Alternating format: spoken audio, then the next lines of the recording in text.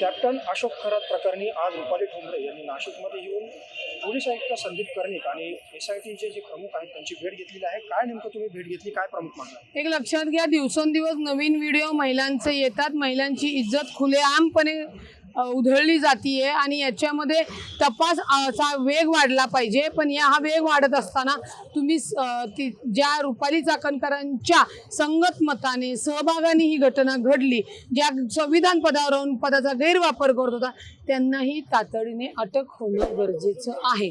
त्याशिवाय हे व्हिडिओ कसे येत आहेत, काय येतात, हे जास्त माहिती त्या सांगू शकतात।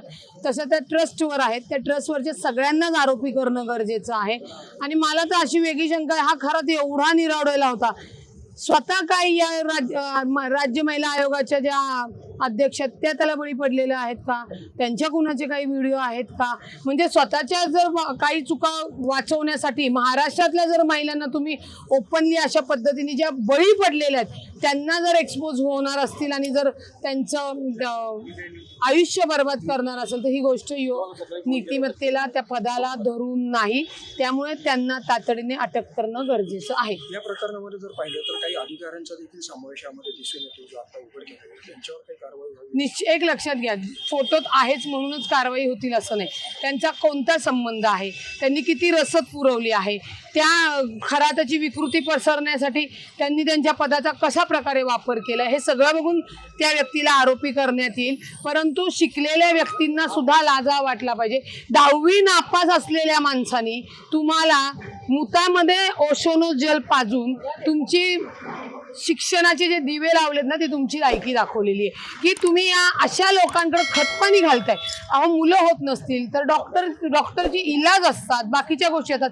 आता खेड्यापाड्यात आपण समजू शकतो, व्रत करून त्यांचं एक आध्यात्मिक ऊर्जा किंवा एक भोळी बाबडी त्यांची आशा असते, परंतु ती भोळी बाबडी आशा करत असताना असा बंधू जर गैरवर्तन करत असेल तर ही विकृती ठेचून काढणं गरजेचं आहे आणि कायदेशीरपणे सुद्धा ठेचून काढणं गरजेचं आहे। मुख्यमंत्र्यांनी असं स्टेटमेंट केलं की याची जी माहिती आहे ती त्यांच्याकडे 1.5 महिन्यापूर्वीच होती। एक्झॅक्टली ना, म्हणून तर मग तो काही 800 कोटीचा, मग याच्यात कोण कोण आहे, त्यांच्याकडे अनेक आमदार खासदार यांचे व्हिडिओ आहेत, या सगळ्या गोष्टी त्यांनी बघूनच ती लुकआउट नोटीस काढली आणि त्याच्यामध्ये ते जे काय ऑपरेशन आहे ते केलेलं आहे आणि त्याला अटक केली।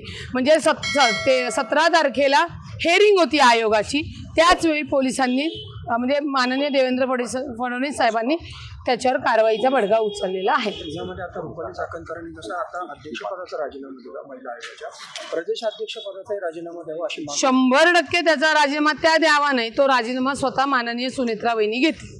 कारण का याच्यामध्ये त्यांची पायामुळं किती रोवली आहे, त्यांनी काय काय केलेलं आहे हे पुराव्यानिशी समोर आलेलं आहे, त्याच्यामुळे तोही राजीनामा ते घेतली।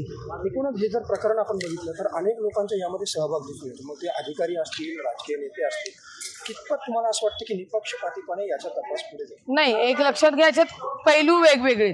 महिलांवर अत्याचार केलेले व्हिडिओ म्हणजे लैंगिक अत्याचार, बलात्कार तो वेगळा आहे, मोठ्या प्रमाणात संपत्ती मिळवली तो विषय वेगळा आहे, अधिकारी वर्गाने कशा पद्धतीने सरकारचा गैरवापर करून त्याला फायदा दिलाय तो प्रकार वेगळा आहे। म्हणजे हे डिपार्टमेंट्स वेगवेगळे आहेत, त्याच्यामुळे एखादी जेव्हा महिला तक्रार करायला येते तेव्हा ती अत्याचाराची देते। आता आम्ही अत्याचाराच्या बाबत निवेदन दिलेले त्यांना, संपत्तीच्या बाबतीत आहे ते आम्हाला AW कडे द्यावं लागेल, ED कडे द्यावं लागेल।